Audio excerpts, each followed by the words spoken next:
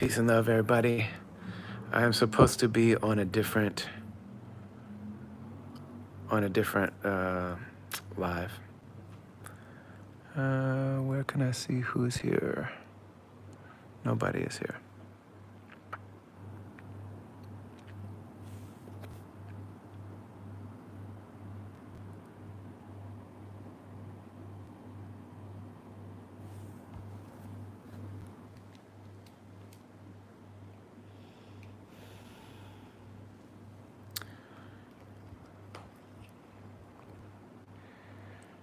Yo, welcome.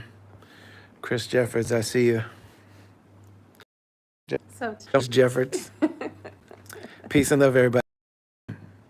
So I don't have my laptop with me. I'm in Gambia, West Africa.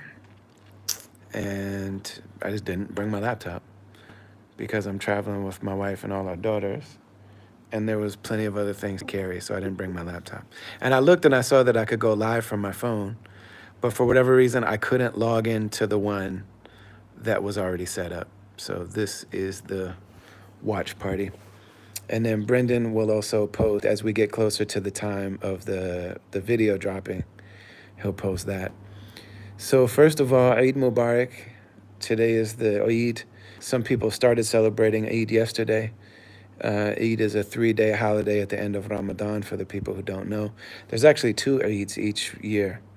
There's one at the end of Ramadan, and then there's one right around the time that the Muslims do the Hajj for Mecca. And so this is the one at the end of Ramadan. And it's interesting. Like when I first started fasting, I've been a Muslim for 30 years. And when I first started doing it, I was just like every year, just like white knuckle, just like, please, I hope I don't do anything that ruins my fast. Because, yeah, there's things that can ruin your fast. Fighting is one of them.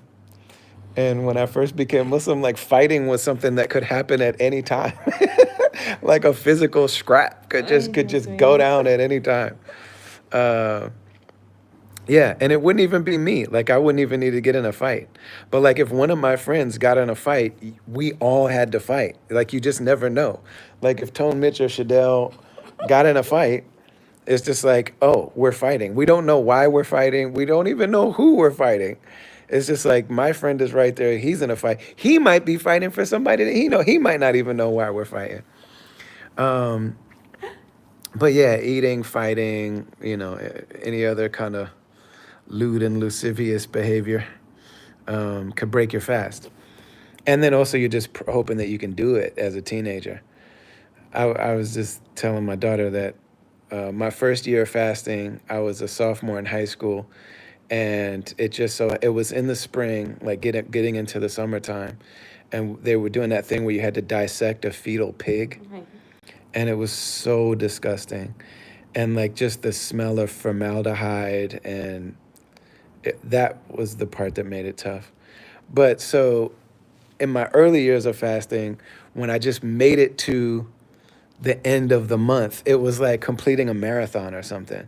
It was like you achieved it because you didn't know if you'd be able to do it. So when you got to the Eid, it was like, thank you, Allah, I did it. But now, all these years in, it's like Ramadan is the thing that kind of makes up for my lack of discipline. And so Ramadan is the one time of the year that I get close to being the Muslim that I wish I could be all year. Amr Rahman, the comedian, I was like, man, I can't wait for Ramadan. I can't wait for Ramadan. He's like, you can fast now, right? You can read a 30th of the Quran. You can get up at night and pray. You can be more charitable. And I'm just like, no, I can't. Maybe you can, but I can't seem to do that. So now when Ramadan ends, it's like, I'm sad because I know that I'm just going to go back to being the like mediocre skibbity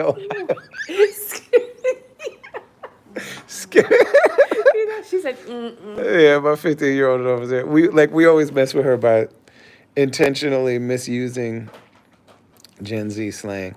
I go back to just being the Ohio skibbity. Skibbity.com or something I am.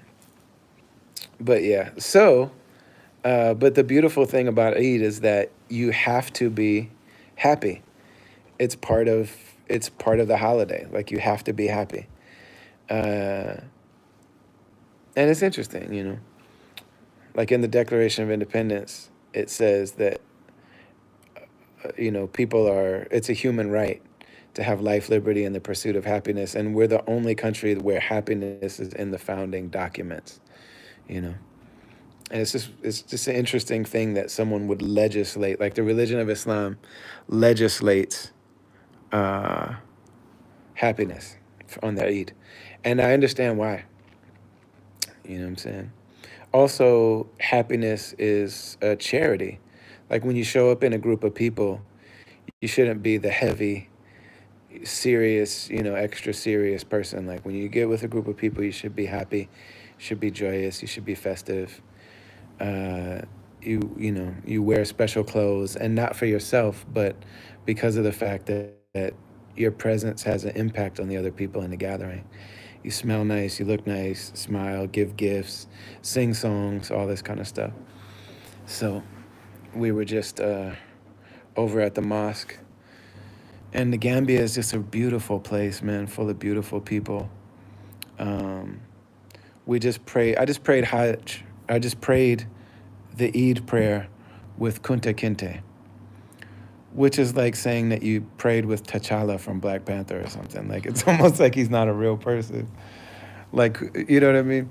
I remember the first time I was at a gathering and they were like, "Kunta Kinte is here." I was just like, "You're on drugs." Like, what are you talking about? Kunta Kinte is here because you know Kunta Kinte, like from the book Roots, that Alex Haley actually borrowed a lot of. He didn't necessarily do all the research. There was actually a white man who did research on the Gambia and Senegal, and he wrote a book called The African, but he like really researched it really thoroughly. And he discovered that amongst the Mandinka, who are like the ruling class of people in this part of the world, there's different tribes, but there are hierarchies in those tribes. And among of all the tribes in this area, you know, the Fulani and other people, the Mandinka are the ruling class. And so Kunta Kinte, it's a family, and they're descendants of the Prophet Muhammad, peace be upon him. So they're called Sharifs, descendants of the Prophet Muhammad. And, you know, like I said, they're a ruling class of people, and they have a family, the Kinte family. And so Kunta Kinte is like the male head of that family. And there's certain aspects of being Kunta Kinte, like he's, you know, keeper of a lot of traditions, but also they host people. And so our sheikh, when he came to the Gambia, the Kunta Kinte of this generation is Al Haji Kunta Kinte. And you look at him and like, we grew up in the 80s and 90s with all of the people in the culture around us saying like, you know, black Americans are the descendants of kings and queens from Africa. And there's this weird thing that like, not everybody was a king and a queen. Okay, but a lot of people were. And when you see Haji Kunta Kinte, it's like, man, he is a king. Like he's a royal, regal human being. And so something like, you know, many years ago, he was here in the Gambia, and he had a dream that the Prophet Muhammad, peace be upon him, came to him and said, "One of my friends is coming to your to this area, and I want you to take care of him." And so Haji Kinte woke up from this dream and like, what does this mean? And so then there's a family here called the Barry family that were bringing this scholar, this religious wise man, this saint, this sage scholar to town, Sheikh Muhammad al Jailani. Sheikh Muhammad uh, Abu Yusuf Ibrahim Haidara Jailani. They were bringing him to town. And so he came, and as soon as Haji Kinte saw him, he said, "This has to be who the Prophet Muhammad was talking about." And so at that time, Haji Kinte had a small house that was probably smaller than the room that I'm sitting in this Airbnb. And so when he met this man, he just gave him his house as a gift. He's just like, "This is your house. This is where you're going to live." And so it's like, well, where are you going to live? But Haji Kente ended up owning all this land, like as a blessing of hosting Sheikh Mohammed Jailani. So he ended up owning this huge piece of land. And he ended up selling some of it, but he had a lodge. He still does have a lodge in the Senegambia area, which is where a lot of the big, like, fancy hotels are and private beaches and things like that. He has a lodge there. And so it used to be that when we came to the Gambia, that's where everybody would gather and be there. And then Sheikh Mohammed, they ended up building a mosque and was called a zawiya, which is like a lodge or like a place for the people to come and be with the sheikh and ask him things, and place for people to sing songs and serve food and babies to hug him, and just constantly babies jumping in his lap, and it's really beautiful. And there's people here from all over the world that come during Ramadan because they want to be with the Gambians and they want to be with Sheikh Mohammed. And so this idea of happiness is just really an interesting one. I was just talking with one of the sheikhs in our group, and he was saying that so many people feel conflicted about being happy during Eid because of all the turmoil in the world, and especially in the Muslim world. Like, how can we be happy when the people in Palestine and Philistine are struggling so much? And I was just thinking, like, do you think that, like, sadness is something that we owe to the people of Palestine? You think that, like, the people of Gaza, like, they're like, man, I hope the people around the world are sad for us. Like, no, they don't want that. That doesn't help them, you know. And it's a spiritual reality too, that one of the things, it is a religious obligation and a spiritual one to be happy, because the people that do evil are so joyless. You know what I mean? Like, they're joyless people. That's a part of what leads them to violate other people and to hurt other people and to wrong other people, is that they're utterly joyless. Um, Gabor Mate, super amazing Jewish truth teller, one of the most, like, articulate, awesome, authentic, just genuine truth tellers. He said, if you want to tell who's telling the truth, he said, you know, look at the people talking about Palestine and then look at the people speaking on behalf of the occupation, and just hit mute on when you're listening to them or when you're watching them, and just look at their body language. You know what I mean? Look at any of the people speaking about the humanity and the human rights of the Palestinians, and then look at the people speaking on behalf of the occupying genocidal maniac lunatics, and you just see, like, you can tell who's who by reading their body language. You know, so it's a beautiful thing. This song that we're about to drop is called "Worthy." It's from the Love and Service album that comes out April 26th. Why do you say it so hard? Because it's the day before my wife's birthday, in case anybody wants to give her the gift of buying my album. um, but yeah, so this album comes out on the 26th. We really hope the vinyl will be on time.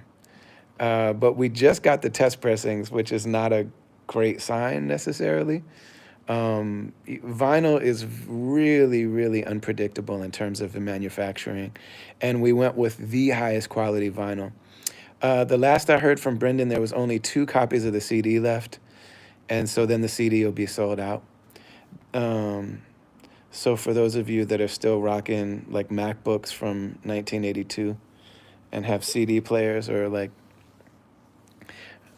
um, yeah, for those of you who are still using sidekicks and CD Walkmans Gateways.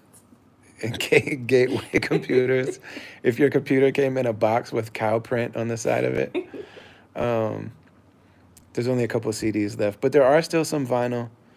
The vinyl, we did a limited number order. We will probably order more vinyl, but there's a finite number of vinyl available. I'm not going to necessarily say what that number is, but so it would be a good idea to order the vinyl.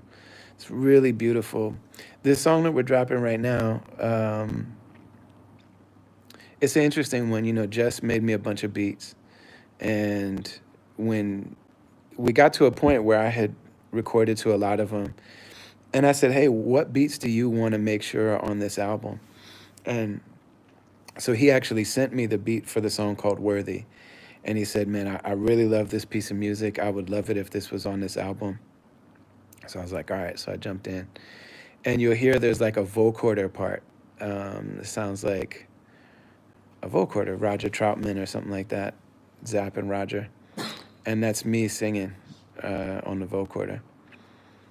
And yeah, it's a beautiful song. It in a lot of ways is it's kind of like the anthem of the album. Mhm. We're worthy of love. We're worthy of love. The Most High conceived of us and breathed in us. You know, the duty of the dunya is to beat us up. The dunya is the material world, and the material world, from the spiritual perspective, you know, we existed before we came into the material world. So all the human beings that are living now and ever have lived and ever will live, we're all together as a human family before we came into this time and place. And it was just all divine witnessing. And in that time, the people were together, and the divine addressed all of the human family and said, Alastu bi rabbikum, am I not your Lord? And the human beings all answered, Bala shahidna. Yes, we witnessed that. Like, we're witnesses that certainly you are. And so, you know, this is why when we come into this world, you know, that was all divine witnessing. There was no deception, there was no deprivation, there was no fighting, there was no evil, there was no rancor, there was no beef, there was no pettiness, there was no corniness, there was no, you know, there was none of that. There was no rancor between people, there was no jealousy, there was none of that. So when we come into these bodies in this realm, this is actually the lowest realm of existence, because this is where there is forgetfulness. We forget the divine, we forget our purpose, we forget our souls, we forget the world of meaning. This is where we have egos that are obsessed with their own individuality, egos that compete with each other, that compare ourselves to one another. This is where we have spite and envy and all this kind of stuff. And this is where we fight over meaningless things. All this stuff is so meaningless, but we all do it. Like, we all fight over it, we all compete for it. Whereas we should be competing for goodness, we should be competing to love and serve other people, and to be people of meaning, to be people of virtue and truth. And we find it so hard to do. And so this is the place where there's deception. This is the place where there's deprivation. But this actually shows us who we are. Because in this time, we also get a little bit of sovereignty. And we get, you know, enough rope to hang ourselves, or enough rope to pull others up, to pull ourselves up, and to reach down a ladder to help others. And so when this is all over, this part of our life is over, um, it's all shown back to us, and the decisions that we made, who we are, how we are, what we're about, what we prioritize. This shows us you had the ability to make some decisions for yourself. You had a soul, you had a spirit, you had an intellect, you had a heart, and you had an ego. And what did you do with that? You know, so that's why we come all the way to the Gambia, to be with people who can show us about how to get it, something about how to get it right. You know, people who have disciplined their egos, people whose heart is full of nothing but truth, to cleanse the heart, to purify the heart, to forgive everybody. Our teacher, Sheikh Mohammed, the first time we ever got to be with him, all these people asked him advice about all these different things. And he said, ask me all your questions first. I just want to know what are all the questions. So people asked all these questions. And he said, all right, the answer to all your questions is one answer: forgive everybody. He said, be like the apple tree That if you throw rocks at the apple tree, it throws you apples back. Arbitrary. Apple tree me. So he said, you throw a rock at an apple tree, it throws you apples back. You give it your worst, and it gives you its best back. And it's like, so forgive everybody, literally everybody. Be there for everybody. We should want to be with everybody.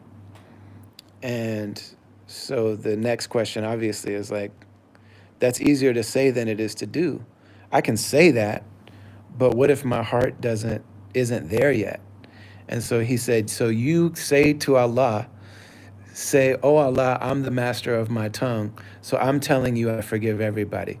You're the master of my heart, so make it a reality. And, you know, the ego is what holds on.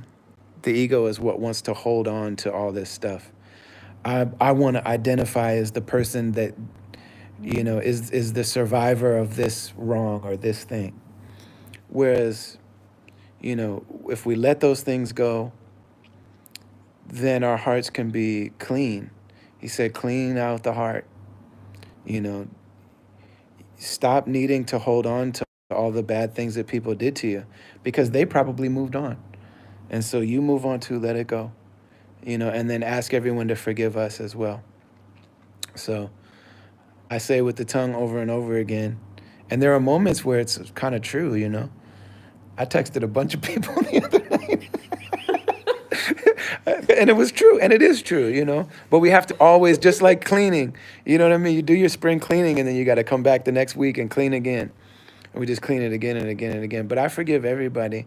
And some people, the closer you get to forgiving them, it's like, all right, I'm going to hold my nose and forgive this person. And then you realize I actually need to ask them to forgive me. The closer you get to even just envisioning talking to them, like I actually need to ask them to forgive me. So that's the goal. And I ask everybody to forgive me for anything I've ever said or done or not said or not done, that hurt you. All right, I'm going to try to read notes for a minute, comments for a minute. We got 7 minutes until the thing. Sarah says, don't forget to like the live. Yep, like the live. 30 years ago, if you would have said like the live, somebody would have tried to put you in a hospital. 7 years ago, you released All the Beauty in This Whole Life. Dang, that was 7 years ago. Wait, did they move from Istanbul? No, Sarah, we're just visiting the Gambia. I wish we could move from Istanbul. Oh, Oh. that's interesting. Oh, that's what our 6-year-old says. Oh. Thank you for being alive. Well, I'm thankful to God for being alive. Someday I won't be alive. Good job. Someday I'll be unalive. That's another word that didn't exist. I love what I have heard so far. Thank you. Yeah, man, this Love and Service album is really special. It might not sound special to you because Unjust made it when he couldn't go buy records, so he sampled children's movies. What? They're laughing at me. My wife and biggest daughter. Biggest I really got into your music from a Muslim homie. That's what's up. You speak to my heart. I tell you what, Sheikh Muhammad said, I'm going to give you something you're going to speak to people's heart without their permission. That's true. Yeah. Ya Hafiz, Ya Salam, Ya Wadud. I just got a message from Sheikh Jamal Diwan. I don't know if he's on the live, but we love Sheikh Jamal Diwan and his wife, Sheikh Muslima. Standing in love with you. That's a beautiful thing. Would love to hear you do something with someone that I've never heard of. Happy early birthday. Oh, somebody said happy early birthday to you. Thank you. Yes. I got a 12-year-old Camry with a CD player. That's what's up. That's what's up. I have no car. I ride, I take, death-defying rides in Istanbul taxis. Homie wants early birthday shout outs too. Oh, so my 15, almost 16-year-old daughter also has a birthday that same week. We have birthday week in April because 3 of the 4 ladies in our house have birthdays in the same week. You're bad. So that means that I have 3 Puerto Rican Tauruses in my family. Not okay. Send help.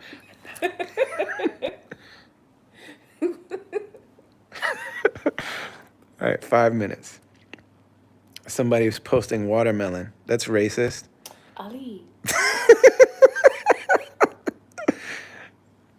I listened to your music for the last 18 years, and this is the first time I've heard you speak. And seriously, wow. I have a podcast where I just run my fat mouth for hours, hours and hours. There's 100 and some episodes. That means there's 200 hours of me talking. It's called the Travelers Podcast. Good idea. Someone said, Eid Mubarak, Eid Kareem. Bruce Lee is here. Subhanallah. The spirit of Bruce Lee. What are you going to do a record with Madlib? And Durf Reclaw. I don't know who Durf Reclaw is. I'm sorry. I would do a record with Madlib. But so I'm partially blind, so a lot of times I meet famous people and I don't know they're them. So I met Madlib and I didn't know it was him. And so I just knew he was an artist.